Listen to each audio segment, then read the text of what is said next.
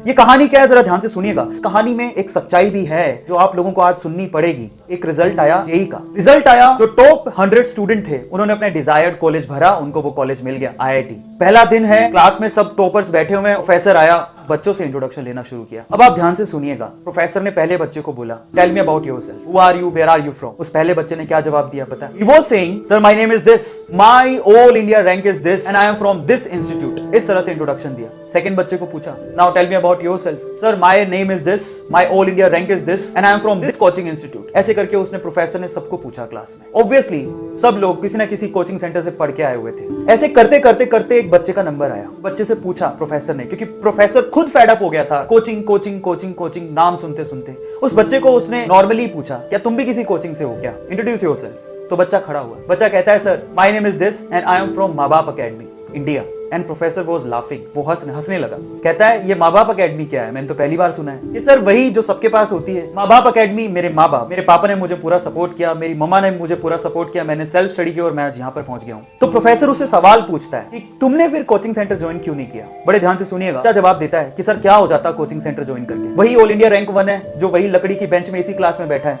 और वहीं मैं हूं 59th रैंक है सर, और मैं भी उसी क्लास में उसी लकड़ी की बेंच पे सामने बैठा हूं सर। क्या फर्क है? हाँ, फर्क सिर्फ इतना है कि वो 2-2.5 लाख रुपए खर्च करके बैठा है और मैं अपने माँ बाप के 2-2.5 लाख रुपए बचा के बैठा हूं सर। सो प्रोफेसर उसकी बात को सुन के हैरान रह गया। प्रोफेसर से रहा नहीं गया। उसने फिर से एक सवाल पूछा उसी बच्चे से। कहता है, तुमने कभी तो ट्राई किया होगा इस कोचिंग इंस्टीट्यूट के लिए, कभी तो तुम गए होगे। तो उसने जवाब दिया, हाँ सर मैं गया था। मेरे स्कूल वाले जो टीचर थे वो मेरे घर आए, मेरे पापा से मिले और उनको बोलते हैं कि आपका बच्चा बहुत होनहार है, इसके लिए कुछ करो, उसको किसी इंस्टीट्यूट में दाखिला दिलाओ, ये निकल जाएगा। पर मेरे पापा के पास इतने पैसे नहीं थे, तो उन्होंने अपना घर बेचकर थोड़े बहुत पैसों का जुगाड़ किया और मुझे लेकर गए इस कोचिंग सेंटर में।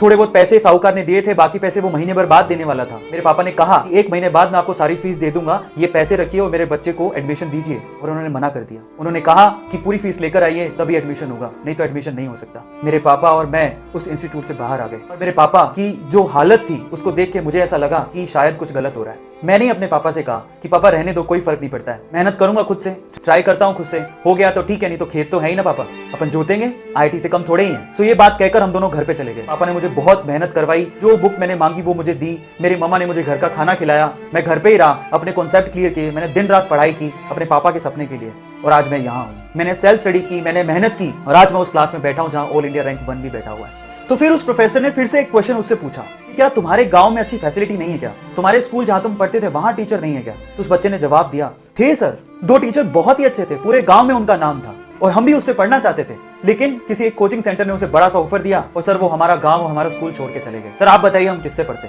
और ये सब सुन के उस प्रोफेसर ने उस बच्चे की बहुत तारीफ की क्लास में, और बहुत ज्यादा। अब क्लाइमेक्स आने वाला है स्टोरी का, ध्यान से सुनिएगा।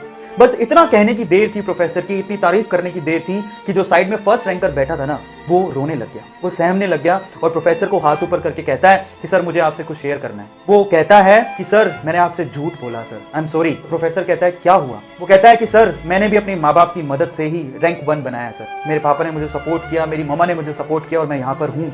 तो फिर प्रोफेसर पूछता है, तो तुमने क्यों कहा था पहले कि तुमने कोचिंग सेंटर ही ज्वाइन करके ये रैंक बनाया। तो वो कहता है, sir I am sorry, actual में मुझे ऑफर आया था इंस्टीट्यूट से और इस वजह से मैंने अपना रैंक बेच दिया, सॉरी फॉर दैट सर, मुझे बहुत फील हो रहा है। अब मोरल क्या है स्टोरी का, जरा उसको समझें। जो अगर आप सोचते हैं कि ऑल इंडिया रैंक 1 ये कोचिंग इंस्टीट्यूट ही बनाते हैं, तो बहुत सारे टॉपर ऐसे हैं जो अपनी रैंक बेच देते हैं। Do share this video.